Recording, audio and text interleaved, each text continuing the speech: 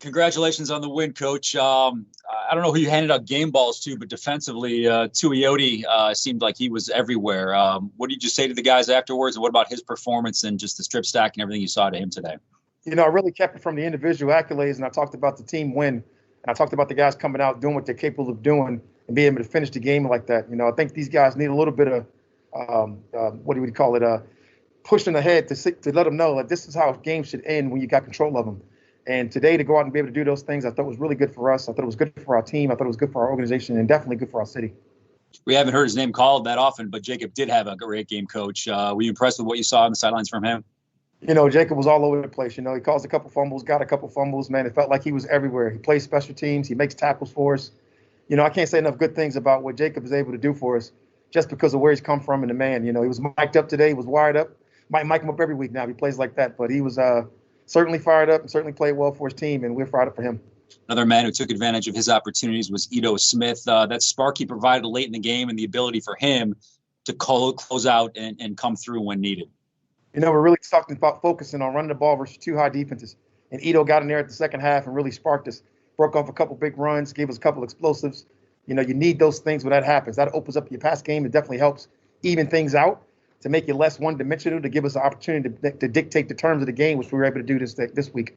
I know you'll tell me you think everybody can play better, but the defense, Coach, 5 turnovers, 5 sacks, holding them out of the end zone. What can you say about the job they did today?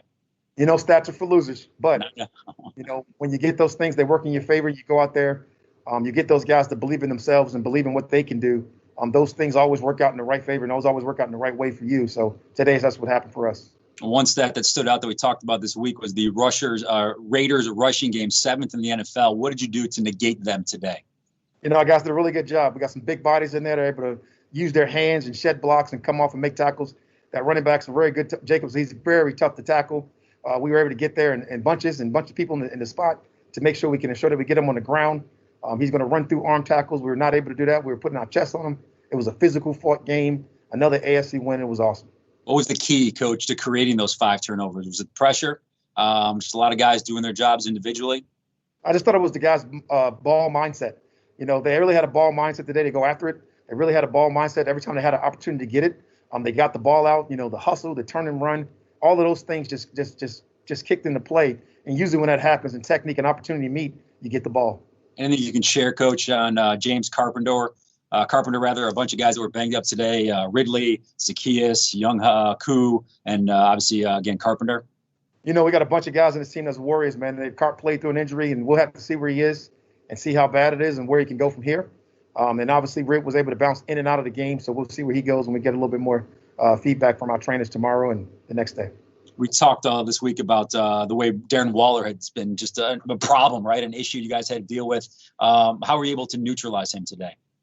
Foye, any of the man-to-man opportunities, was able to cover man-to-man.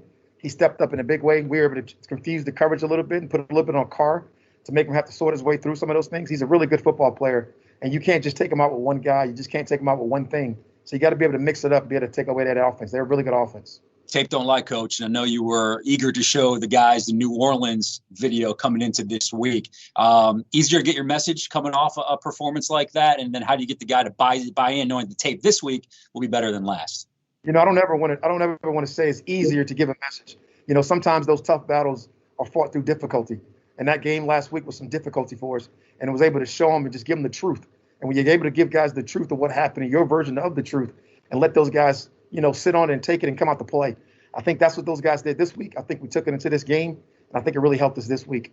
Julio, obviously a no-go for you today, but 5 receivers, Coach, caught passes in the absence of Julio Jones. What can you say about the receiving core and the ability for them to take advantage of their opportunities?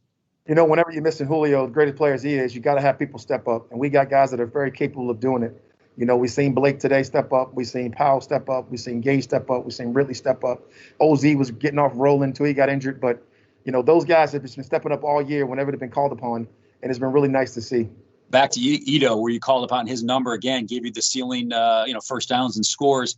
Has he put himself, Coach, in more and more of a conversation to earn more and more playing time? Anytime you play that way, you have to say yes. Ito went out there today and played really well for us. It's not his first time playing well for us. He's played well for us in the past, and we shouldn't be shocked. Ito has the ability to do that. That's what he does, and we should be looking forward for more of that from Ito. What did it mean to you, Coach? I know you don't talk about yourself often at all, rather, but to beat your mentor in Gruden, and what did your coach say to you after the game? I think any chance to go 1-0 mentality against anybody is always special. But when you go up against a guy that just that's humbled and congratulates you at the half field mark and tell you congratulations and you did a good job today, that means a lot when it comes from the guy that you most respect in his business.